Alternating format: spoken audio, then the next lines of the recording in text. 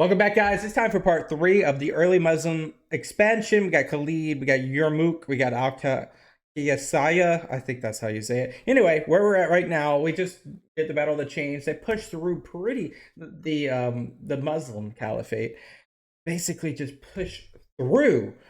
And it's not even called the Muslim Caliphate. It's escaping me. Is it the Rashiduns? I think it's the Rashiduns. They have pushed through, and now the Sassanids, they are trying to hold their own at the Battle of the River. Let's see how they do. Bedouin Arab army made up of light cavalry. Catching Muthanna's mobile force in the open field would be impossible, since the Shah's army was considerably slower, so Karinz didn't move to the strategically crucial Uballa to protect it, likely worried that Muthanna would be able to attack his flank and rear. The Sassanid general decided to sacrifice Uballa and keep his position along the river in order to prevent Khalid from crossing the Tigris, and also— That's right, yep, he was going to position himself so the river was pretty much the battlefield. So from marching westwards to the most important city of the region, Al-Hira. In the meantime, Khalid was informed by Muthanna that a new army was moving to the south.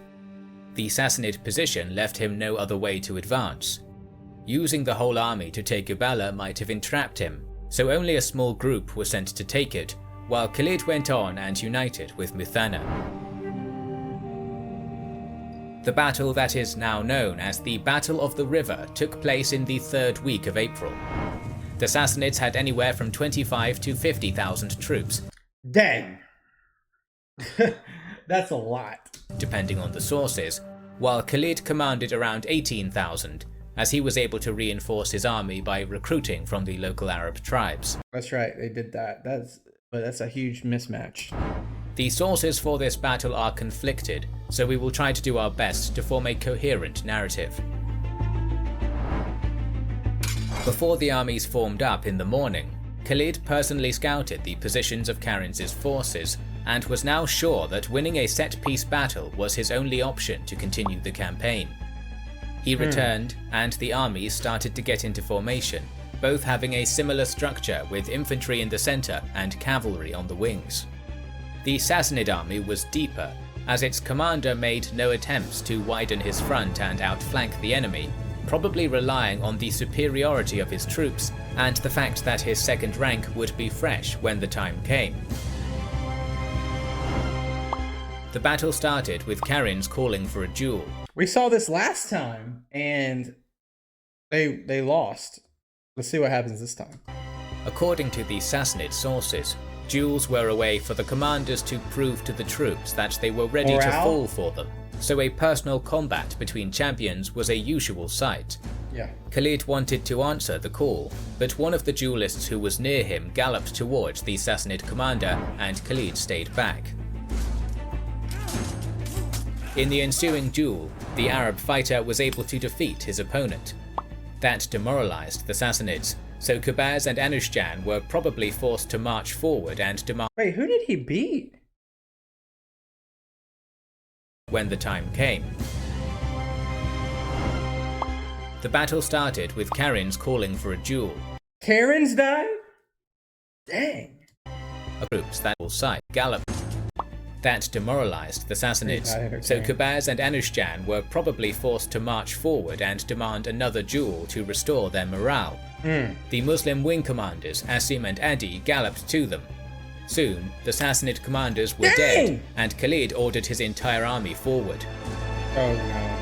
They're gonna retreat. Despite the fact that the Sassanids lost all of their top commanders, initially this charge was fruitless, as the forces of the Caliphate failed to make any headway and were even pushed back. But this pushback made the Sassanid lines disorganized, as the units lost cohesion due to the lack of command.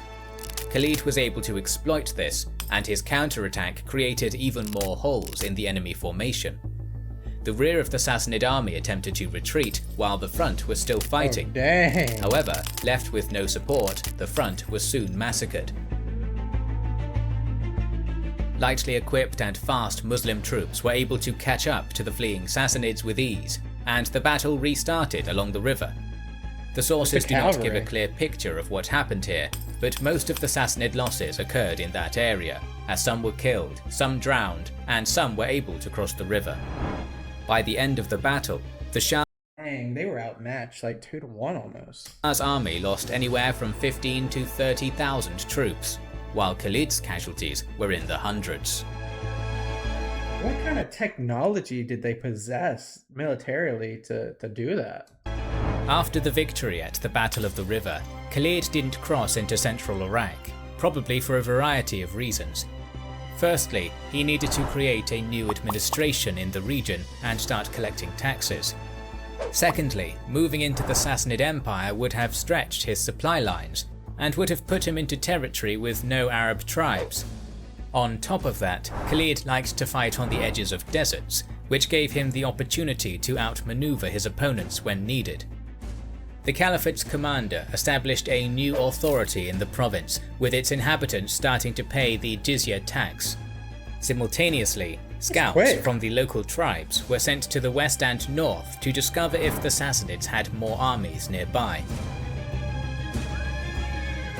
As the Persian road and postal system were probably among the best of their time, the Shah learned about another defeat shortly after, and while Khalid was making his preparations, Yazdegerd ordered the troops from the northern and eastern parts of the empire to march towards the capital, Ctesiphon. A direct attack on the region controlled by Khalid was difficult, as the Arabs now controlled the crossings. So when the first army, commanded by Andarzaghar, arrived, it was sent towards the city of Walaja, the first strategic target on the road between Uballa and al-Hira. It was expected that the Arabs would attack in this direction, so the remnants of the Sassanid forces which fought under Karinz joined Andarzaghar, bringing his numbers to somewhere between 25 and 30,000 troops. They got plenty of troops. Plenty. This army took positions outside of Walaja sometime in May. The Second Army was led by one of the top commanders in the Sassanid army, Bahman, and it was supposed to reinforce Andarzaghar if the Muslims indeed decided to move to al-Hira. For now, this force of 20,000 was to be stationed along the Euphrates, halfway between Uballa and Walaja. Meanwhile, Khalid's scouts, being from the local tribes, were able to gather information with impunity, so he seemingly knew about every enemy move. He decided that his smaller force needed to defeat one of the armies opposing him, and he could not allow them to reinforce each other. So he left a minor garrison around Uballa and marched west, hoping to defeat Andarzaghar without alerting Bahman. Along the way, Khalid reinforced his army from the Arab tribes, which were now more eager to join his ranks, since the tax imposed by him was lower than the one they had to pay before, and that helps. That helps. Brought his numbers to around 15 to 20,000. The goal was to destroy the army under Andarzaghar before Bahman could reinforce it. I think guys. I think that's it for today. I think that's it.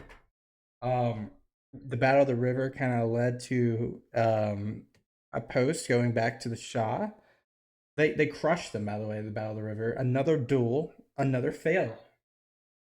Duels aren't working out for the Arab. I'm not not the Arabs, but the Sassanids. Khalid's kind of holding his own. Like, he's 2-0, and now they're like, okay, we got to take this guy serious. And they sent Bahman and Edzar and Zagar. I hope I said that right. And Zagar. We're just gonna say Andy. I'm not good at pronouncing some of these Arab names, but I think now what they got to do is they're going to try to take a lot of these western, more desert dwelling cities across the Euphrates, and then they're going to build up some reinforcements, and maybe that's when they cross the river. Crossing the river is either going to happen at Hira, Walaha, or Anbar. Most likely Walaha, but we'll see. Thank you guys for watching. We got a lot more to go. This was just part 3, so be looking out for part 4, 5, 6, 7, 8, 9, 10, 11, 12, 13, 14. I think there's 14 parts. Appreciate you. So I'll see you guys next time. Peace out. Bye-bye.